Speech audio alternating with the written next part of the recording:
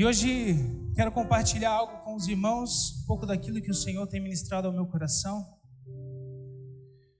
um pouco daquilo que eu tenho entendido e que vejo ser necessário, talvez, trazer luz ao assunto, para que nesse tempo a gente possa ter clareza sobre algumas coisas.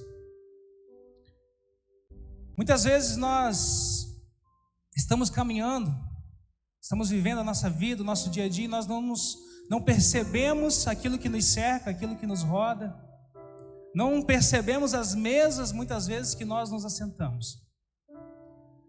E é propício falar sobre isso porque mesa, biblicamente falando, ela vai falar de comunhão, ela vai falar de relacionamento, ela vai falar de um lugar onde você se torna participante de algo com alguém. Mesa é isso. A mesa ela serve para gerar relacionamento, para gerar comunhão, para trazer proximidade entre as pessoas, para fazer com que você se torne participante de algo, com alguém ou de algo. Por exemplo, existem mesas de trabalho. Nessas mesas de trabalho você se torna participante daquele projeto, daquela empresa, daquele negócio. E você se assenta com pessoas ali muitas vezes que talvez você não levaria para dentro da sua casa, mas naquela mesa de trabalho você tem comunhão com ele. Existem mesas de negócios, existem mesas que maquinam o mal, mesas que pessoas se assentam apenas para planejar, projetar e articular o mal. Mas existem mesas de comunhão, mesas de amor, mesas de misericórdia, como foi pregado.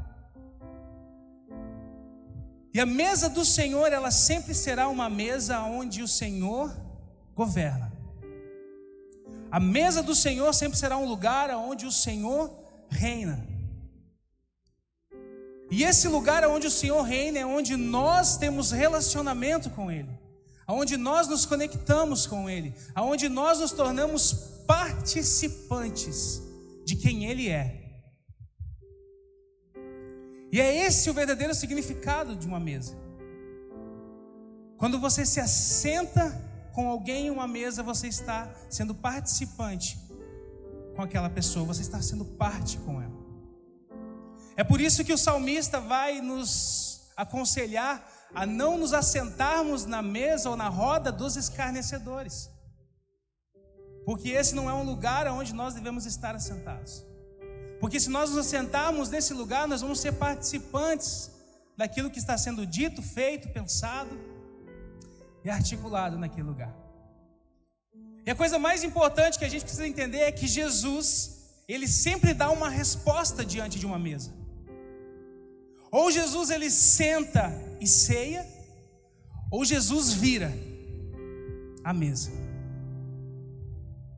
E ainda existem mesas que o Senhor não faz parte.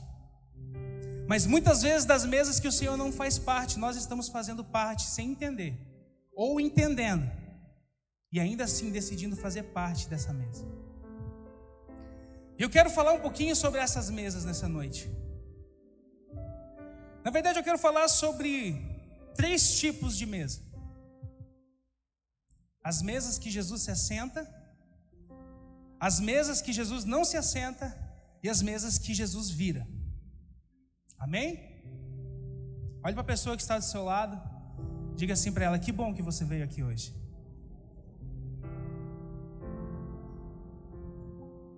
Para não fazer acepção de pessoas, olhe para a pessoa do outro lado e fala a mesma coisa.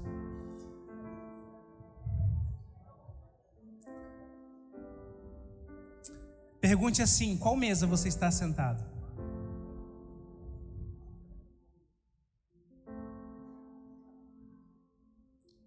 Tem uns irmãos que falam assim: pergunte para a pessoa, fale com a pessoa lá e já fica assim.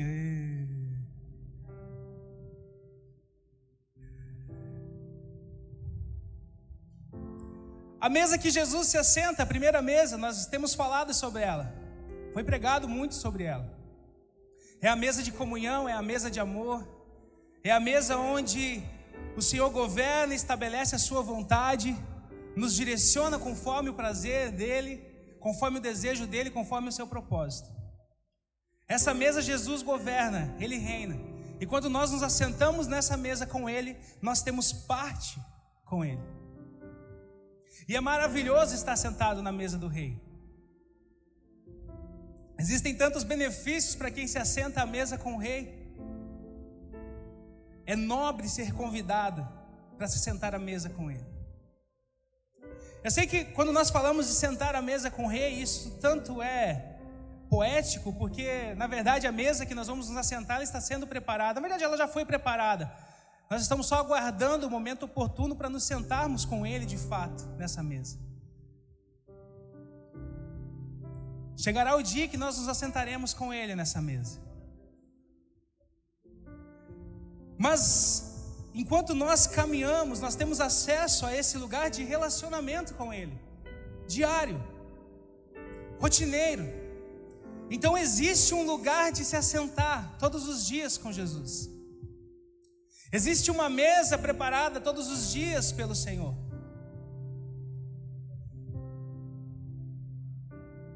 Quem aqui tem mesa na sua casa? Glória a Deus, né, irmão? Quem aqui usa a mesa da casa todos os dias? Quem aqui se assenta com a sua família todos os dias na mesa da sua casa? Já começou a diminuir as mãozinhas levantando. Por que eu estou falando isso? Porque a questão não está no fato de haver uma mesa disponível, está no fato se nós estamos nos assentando nessa mesa ou não. A mesa está disposta. O lugar de relacionamento com o Senhor, ele está disponível. Existe um acesso. Mas agora a decisão de se assentar nessa mesa, ser participante com Ele, ter comunhão com Ele, essa é uma decisão nossa. É uma decisão sua. É uma decisão pessoal. Jesus, no livro de Apocalipse, ele fala assim: eis que estou à porta e bato. Se alguém abrir a porta, eu entrarei e cearei com ele.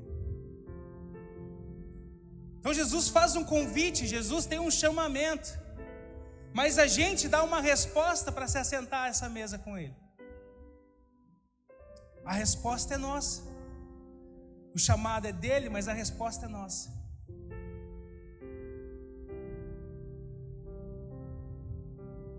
A mesa que Jesus se assenta é a mesa que ele governa.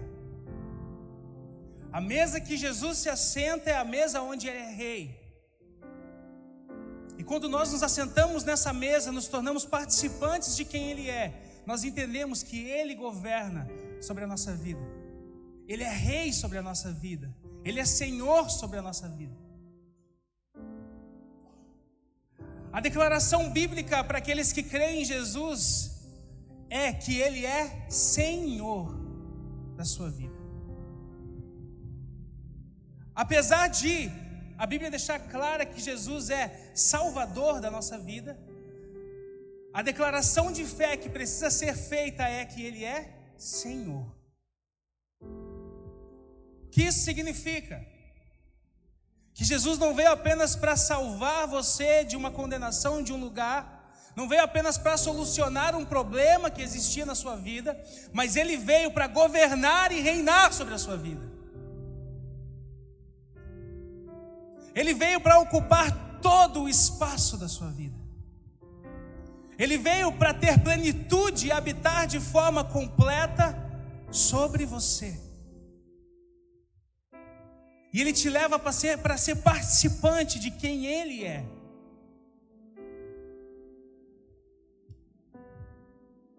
E Ele te chama para esse lugar, onde as suas vontades, os seus desejos, as suas ambições não podem mais te controlar, não podem mais te conduzir, não podem mais te guiar, mas onde a vontade do Senhor precisa prevalecer.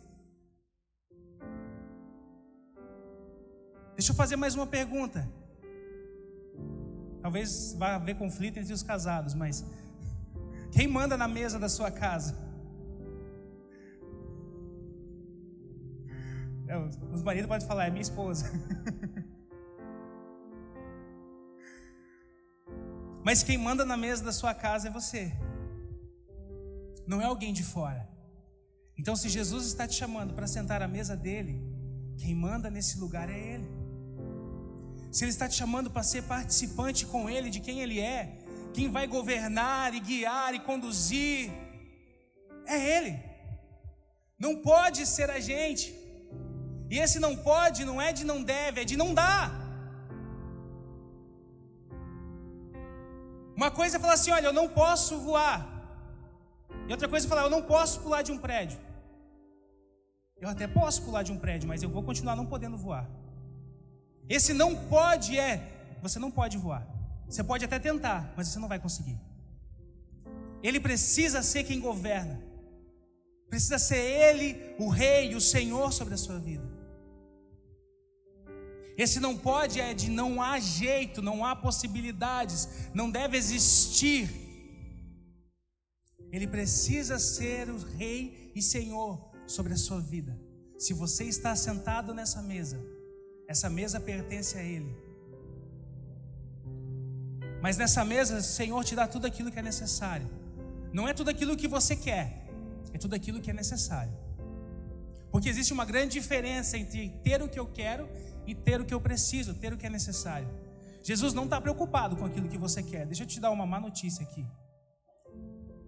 Ele não está preocupado com aquilo que você quer, meu querido.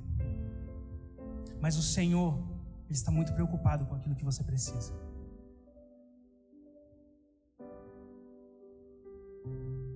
E Ele coloca à disposição para que você acesse. Porque o querer é muito relativo. O querer é muito temporal. Nós somos pessoas e as pessoas, na maioria, elas têm a tendência a serem extremamente voláteis nos seus desejos, nos seus quereres. Isso é desde a nossa formação. Quando a gente é criança, a gente quer uma coisa. Quando a gente é adolescente, a gente quer outra. Quando a gente é jovem, a gente quer outra. Quando a gente está adulto, a gente quer outra. Quando a gente envelhece, a gente já quer outra. Então por isso que Jesus não está preocupado com o que você quer, Ele está preocupado com o que você precisa. E deixa eu te falar, a primeira coisa que todos nós precisamos é dEle. A primeira coisa que todos nós precisamos é dEle. A primeira coisa que todos nós precisamos é dEle. É estar nessa mesa com Ele. Nos assentarmos nesse lugar que é dEle. Sermos participantes de quem Ele é. Essa é a mesa que o Senhor se assenta. Uma mesa de amor, uma mesa de misericórdia, uma mesa de compaixão, uma mesa de salvação, mas também uma mesa de correção, uma mesa de instrução, uma mesa de disciplina. Disciplina, como assim é? A palavra diz que Deus, Ele disciplina os filhos que Ele recebe. Ele corrige aquele que Ele ama. E a palavra diz: mas se você está sem correção, então talvez você não seja filho. Como assim? É assim. Toda a preocupação do Senhor na construção da sua igreja, da sua eclesia, naquilo que Ele deixou na sua palavra para nos orientar, nos direcionar, inclusive sobre os dons que são manifestos através da nossa vida, elas têm um foco e o cunho de trazer edificação para o seu povo. E um Deus que quer que seu povo cresça, amadureça, Ele vai ser um Deus que também vai corrigi-los naquilo que é necessário. Irmãos, glória a Deus pela correção. Porque se Deus não nos corrigisse, nós não acessaríamos o lugar que Ele tem preparado para nós. E glória a Deus pela correção, porque antes a correção do Senhor do que o abandono do Senhor. Romanos 1 vai dizer sobre aqueles que Deus abandonou. Como assim é? Existem pessoas que Deus abandonou, e o texto diz que Ele abandonou o seu próprio desejo, a sua própria vontade, para eles fazerem aquilo que eles quisessem com seus próprios corpos. Esse é o abandono de Deus. Então glória a Deus pela correção, porque se você está sendo corrigido, se Deus ainda está te alinhando, te reposicionando, te cobrando, é porque você ainda é filho, e porque Ele ainda não te abandonou.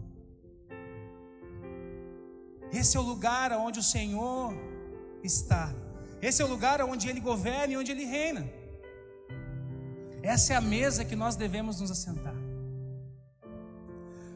Agora tem aquelas mesas que o Senhor Jesus ele não se assenta. Tem aquelas mesas que ele não faz parte.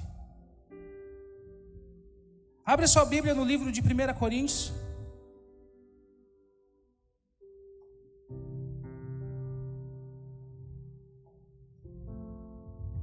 Capítulo 10.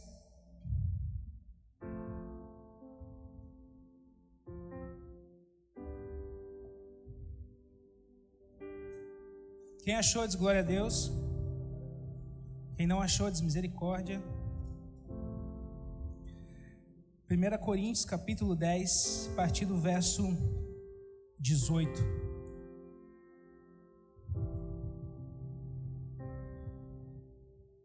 A palavra de Deus fala assim: Vede, Israel, segundo a carne, os que comem os sacrifícios não são porventura participantes do altar? Mas que digo, que o ídolo é alguma coisa? Ou que o sacrificado ao ídolo é alguma coisa? Antes digo que as coisas que os gentios sacrificam, as sacrificam aos demônios, e não a Deus. E não quero que sejais participantes com demônios. Não podeis beber o cálice do Senhor e o cálice dos demônios. Não podeis ser participantes da mesa do Senhor e da mesa de demônios. Primeira mesa que Jesus não se assenta, meu querido, é a mesa de demônios. Como assim? E o que é essa mesa de demônios?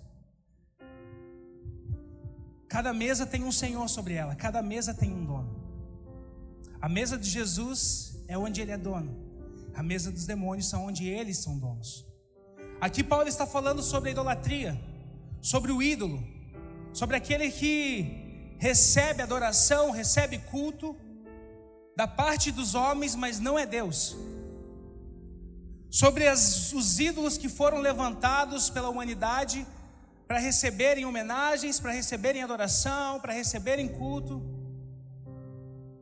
Paulo ele fala que o ídolo em si, que aquele ser em si, ele não é nada, mas o que está por trás dele é alguma coisa. E o que está por trás do ídolo é o que Paulo está falando aqui. Aquele que sacrifica algo para o ídolo, achando que está sacrificando para ele, na verdade está sacrificando, está ofertando, está entregando para demônios. E quando nós fazemos isso, nós nos tornamos, olha o que Paulo disse, ficou bem ruim o microfone, hein? Não sei o que aconteceu. Oi.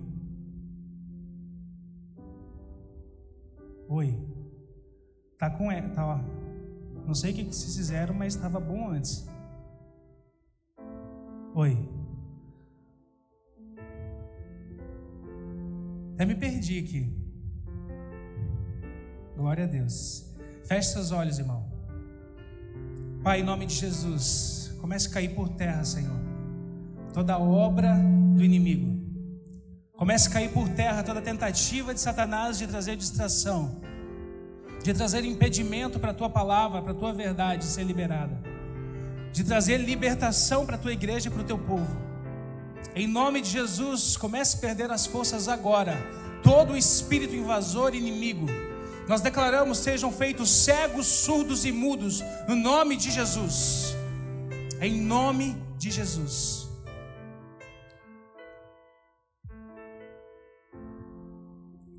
Então, quando a oferta é feita para o ídolo na verdade não é nada, mas o que está atrás dele é algo. É um ser, é uma entidade espiritual que está recebendo aquela oferta. E como eu estava dizendo, se na mesa do Senhor é Jesus quem é o Senhor, na mesa dos demônios eles são os senhores. E quando nós sacrificamos, quando nós ofertamos, quando nós sentamos nessa mesa, nós nos tornamos também participantes dessa mesa. E o que Paulo está falando aqui é que vocês não podem. E mais uma vez, o não pode aqui não é que você não deve, é que você não pode. É impossível você querer se sentar na mesa do Senhor e também se sentar nessa mesa de demônios. É impossível você beber do cálice do Senhor e tomar desse cálice do ídolo. Não pode, não dá. Porque você provocaria zelo, aqui é a palavra, quando ele continua o texto, ele diz: por acaso provocaríamos zelo no Senhor? Rivalidade em Deus? Nos assentando numa mesa que o Senhor não se assenta? Fazendo parte de uma mesa que o Senhor não faz parte? Sentando em lugares que Jesus não é o Senhor e sendo participante daquilo? Me tornando participante do Senhor daquela mesa? Eu não posso. Eu não posso.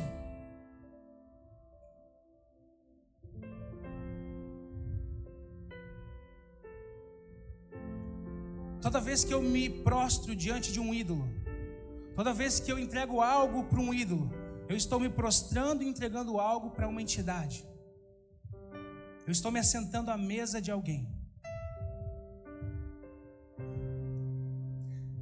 Você quer ver mais? Quando eu me sento numa mesa para alguém ler a minha sorte, para alguém ler a minha mão, para alguém ler um baralho para mim, para alguém jogar pedrinha para mim, eu estou me assentando na mesa e naquela mesa tem um Senhor, e o Senhor daquela mesa não é Jesus. O Senhor daquela mesa não é Jesus. Toda forma de ocultismo, toda forma de magia, toda mesa que trabalha dessa forma, ela tem um Senhor sobre ela, e esse Senhor não é Jesus. Esse negócio de adivinhação, quando você lê o livro de Atos, você vai ver que Paulo e Barnabé, eles estavam numa cidade, e vários dias naquela cidade eles passavam para ir até o templo, e a Bíblia diz que havia uma menina, uma moça ali, que tinha um espírito de adivinhação nela. E quando eles passavam, ela dizia assim: eis 2 homens de Deus. Olha que linda. Nossa, isso é uma profecia bonita, né? Sou um homem de Deus. E eles passavam por lá e ela gritava e dizia: eis 2 homens de Deus. Até um dia que Paulo se irritou no espírito, a palavra diz. E ele virou para aquela menina e ele repreendeu o espírito e adivinha que existia nela e falou: sai dela agora em nome de Jesus. E aquele espírito de adivinhação saiu dela. E aí você pode pensar assim: uau, glória a Deus, ela foi liberta. Ficaram todos muito felizes. Só que não. Houve um tumulto e um problema ali, porque aquela menina dava muito dinheiro para os donos dela, e agora, sem o espírito de adivinhação, ela não daria mais recursos para eles. Então eles tumultuaram e fizeram com que Paulo fosse preso. Por quê? Porque existia um Senhor ali, e esse é o Senhor que domina sobre esses lugares. E por isso que nós não podemos nos assentar a essas mesas. A mesa da idolatria, a mesa do ocultismo, a mesa da adivinhação. Eu sei que se eu estou falando isso aqui, meu irmão, é porque alguém já fez isso. Alguém já foi procurar em vidente, em cartomante, em sei lá o quê. Deixa eu te falar, nessas mesas o Senhor Jesus não está sentado.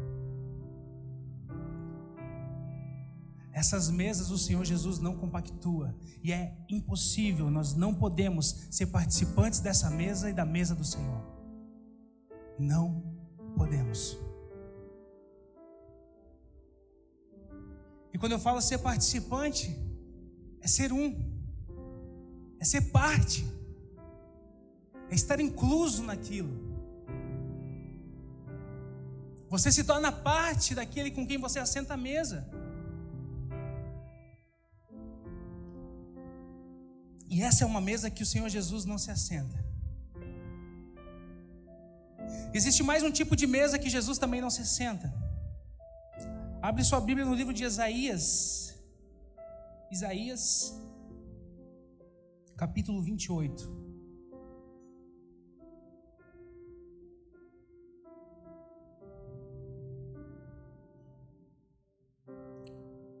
Do verso 7.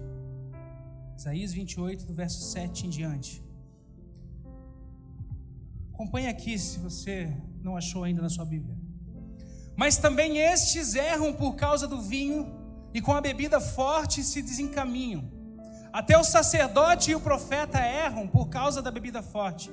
São absorvidos pelo vinho, desencaminham-se por causa da bebida forte, andam errados na visão e tropeçam no juízo. Verso 8. Porque todas as suas mesas estão cheias de vômitos e imundícia, e não há lugar limpo. Uma outra mesa que Jesus não se assenta é na mesa do pecado. Jesus não se assenta na mesa do pecado. Ah, mas Jesus andou com pecadores, seu fariseu hipócrita. Jesus andou com pecadores. Jesus recebeu pecadores arrependidos que procuravam nele consolação. Mas todos os pecadores que chegaram até Jesus saíram dali com uma mensagem. E a mensagem era: seus pecados foram perdoados, mas não peque mais. O problema é que hoje o discurso que querem introduzir com a ideia de que Jesus andou com pecadores é que o pecado não tem problema. É que Jesus aceita. Não, Jesus te aceita, mas não aceita o seu pecado. Jesus, ele veio para te perdoar e para te arrancar do pecado. Qual é o sentido dele te tirar de um lugar para que você se inunde de novo nesse mesmo lugar? Jesus, ele veio para te limpar. Mas tem gente que quer viver de forma deliberada, de forma intencional, no pecado, que quer justificar o seu pecado, que quer encontrar até base bíblica para defender o seu pecado, e não quer se arrepender. Um dia, numa discussão, a pessoa falou assim: quem matou Jesus foram os religiosos. Eu falei: opa, quem matou Jesus foram os pecadores que não queriam se arrepender dos seus pecados e queriam continuar vivendo nos seus pecados, porque essa era a realidade deles. Ah, mas eles eram religiosos. Era mais um dos pecados deles. O problema é que eles não se arrependeram quando eles foram confrontados pela verdade, e por isso que eles queriam matar Jesus. Então quem matou Jesus foram pecadores, sim, que não se arrependeram, que não decidiram mudar de vida, que não se constrangeram para aceitar a palavra do Mestre. Porque os outros pecadores que cruzaram com Jesus, que se arrependeram, esses foram recebidos de braços abertos e andavam com ele. Então Jesus não senta na mesa do pecado, ele se assenta numa mesa com pecadores arrependidos, porque não tem espaço na mesa do Senhor para o pecado. Tem espaço na mesa do Senhor para um pecador que se arrepende. E essa é a realidade. Essa é a verdade do Evangelho. Mas o problema é que nós continuamos sendo muito bons em justificar o nosso pecado, e muito ruins em nos arrependermos do nosso pecado. Você quer ver? Provavelmente você já sentiu raiva de alguém. Provavelmente você já desejou mal a alguém. Ai não, misericórdia, eu nunca desejei mal para ninguém.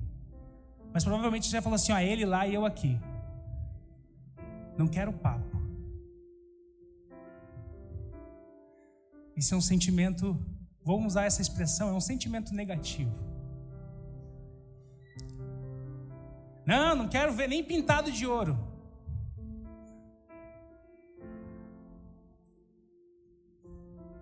E aí, se a palavra do Senhor que nos diz assim: olha, nós precisamos perdoar aqueles que nos ofenderam, a nossa primeira reação talvez seja: mas você não sabe o que ele fez, mas ele me humilhou tanto, mas ele fez isso, fez aquilo, ou sei lá, ela fez isso, fez aquilo. Você vai inventar, você vai arrumar um monte de justificativa para se colocar num lugar de vítima, porque é mais fácil se justificar do que se arrepender. Mas o convite do Evangelho para a nossa vida é: arrependam-se e creiam. E não é justifiquem-se e creiam. Pecado precisa de arrependimento.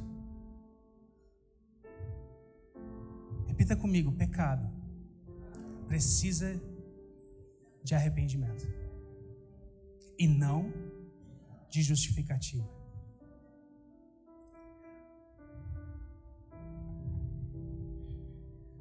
E eles colocam na conta da graça isso. Não, porque a graça de Deus, decidem viver deliberadamente. O que é viver deliberadamente, meu irmão? É estar consciente que aquilo não deve ser feito e fazer ainda assim.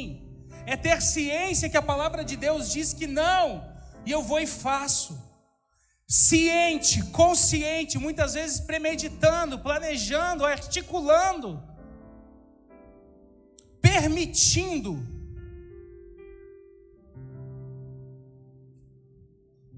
Eu não sei se foi para a igreja ou foi para os jovens que eu contei. Eu sei que eu já contei, acho que contei para todo mundo já. Vou contar de novo porque eu gosto dessa situação para elucidar isso. Um dia eu fui comprar um carro em Cuiabá e a gente estava no cartório para assinar o documento. E na hora que a gente estava na fila, o vendedor falou assim: olha, se eles perguntarem se você é casado, fala que não, porque eu coloquei você como solteiro lá. E se você falar que é casado, talvez vão pedir a sua certidão de casamento. E você não está com ela aí, né? Eu falei, não estou. Ele falou, então, se eles perguntarem, fala que você é solteiro. Senão pode dar ruim e eles não deixar você assinar ali o documento. Eu falei, olha, tomara que eles não perguntem, porque eu não vou mentir. Aí ele falou assim para mim, não, mas depois você pede perdão. Eu olhei para ele e falei assim, não é assim que funciona isso. Eu decido, eu premedito, eu planejo o meu pecado, eu vou, eu faço, porque eu acho que depois é só pedir perdão que está tudo certo. Que evangelho é esse? Isso não é a palavra de Deus não, meu irmão. Tem perdão para o seu pecado? É lógico que tem perdão para o seu pecado. É lógico que tem perdão para o seu pecado. Mas o livro de Hebreus vai dizer que aqueles que uma vez foram iluminados, tocados, foram participantes da mesa e decidem voltar para aquela vida de pecados, eles estão querendo sacrificar Cristo de novo para eles. Quer dizer, o sacrifício que ele fez não foi bastante para te limpar e te tirar desse lugar.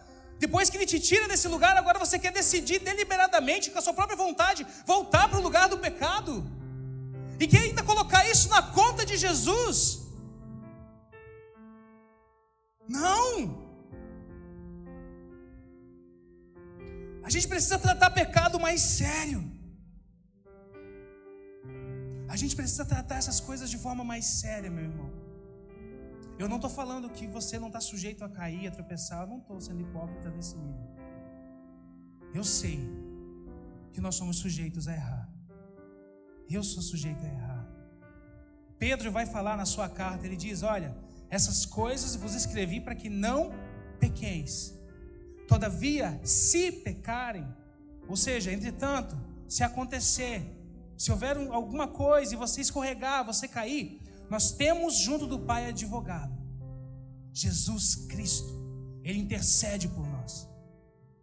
Mas não pequem. O pecado na vida do cristão, ele precisa ser um acidente. Ele precisa ser uma coisa que quando você viu, você fala assim, misericórdia, de novo, não acredito. Senhor, me perdoa. E tão rápido quanto foi para pecar, precisa ser rápido para se arrepender. Mas premeditar, eu vou fazer, depois eu peço perdão. Qual é o arrependimento que é gerado através disso? Gente, o que é arrependimento? É a tristeza profunda por aquilo que foi feito, é a compreensão de que você ofendeu a Deus, que você ofendeu alguém. Olha o filho pródigo, quando ele saiu de casa, ele tinha compreensão do que ele fez, porque ele fala consigo mesmo, direi a meu pai, pequei contra os céus e contra ti. O pecado faz nós pecarmos contra Deus e contra alguém.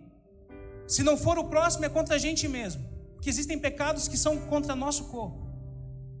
Prostituição, por exemplo. O que é a prostituição? Os pecados de cunho sexual. Quando eu me relaciono de forma sexual, quando eu tenho sexo com alguém que não é minha aliança de casamento, eu estou pecando contra Deus, estou pecando contra o meu corpo. E isso precisa de arrependimento. Eu já ouvi isso, infelizmente,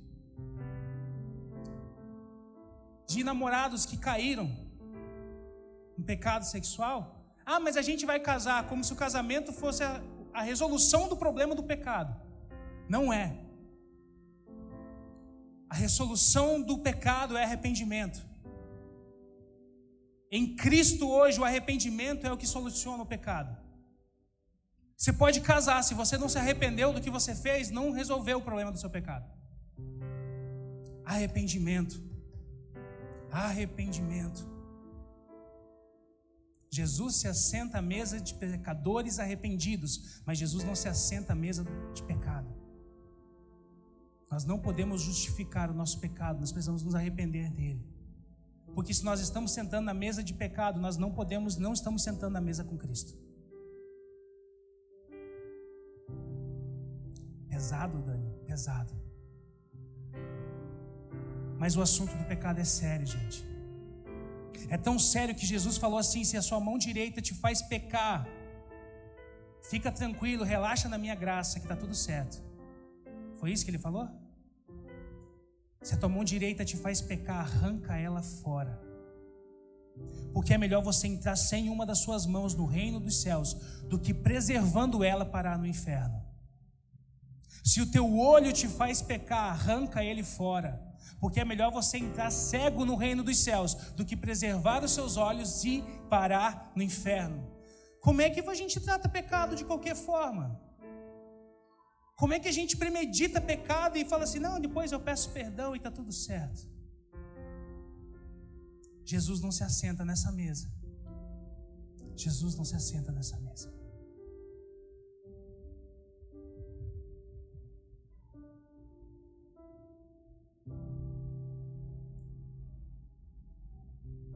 Mas para mim talvez uma mesa ainda pior, ou talvez não, talvez ainda seja uma forma de Deus exercer misericórdia, mas talvez seja as mesas que Jesus vira. Abre no livro de Mateus, capítulo 21.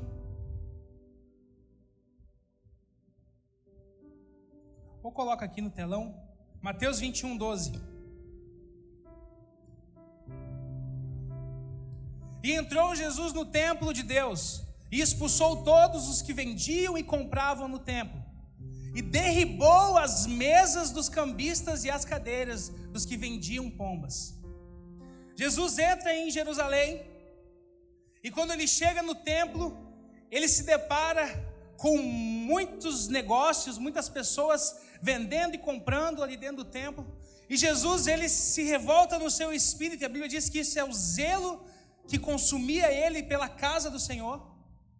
E Jesus sai virando mesas, virando cadeiras, chicoteando as pessoas que estavam ali. Olha só que Jesus, paz e amor, hein?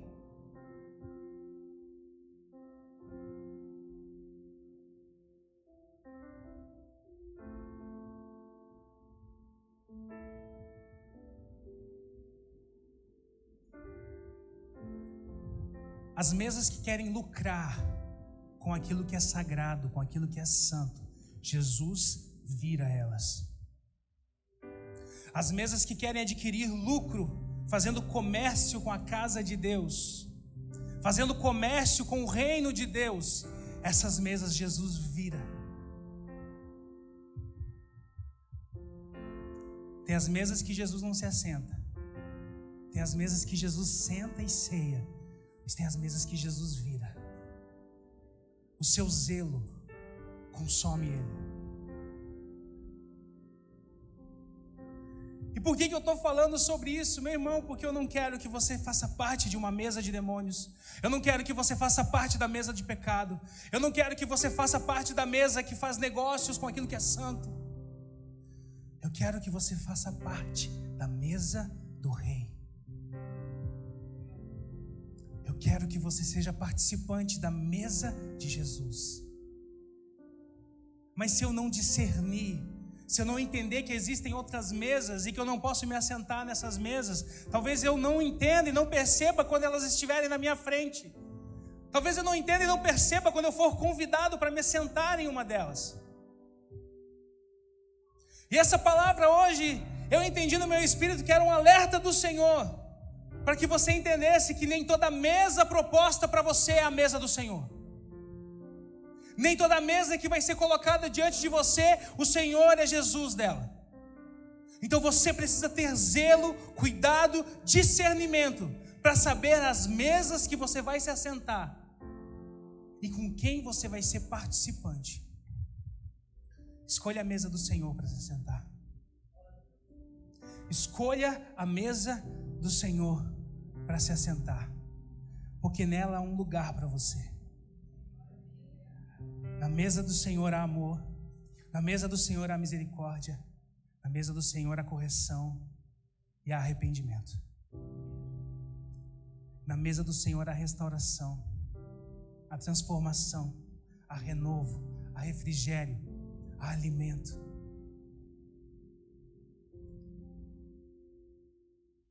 Se assente na mesa do Senhor. Fique de pé. Queria chamar o ministério de louvor.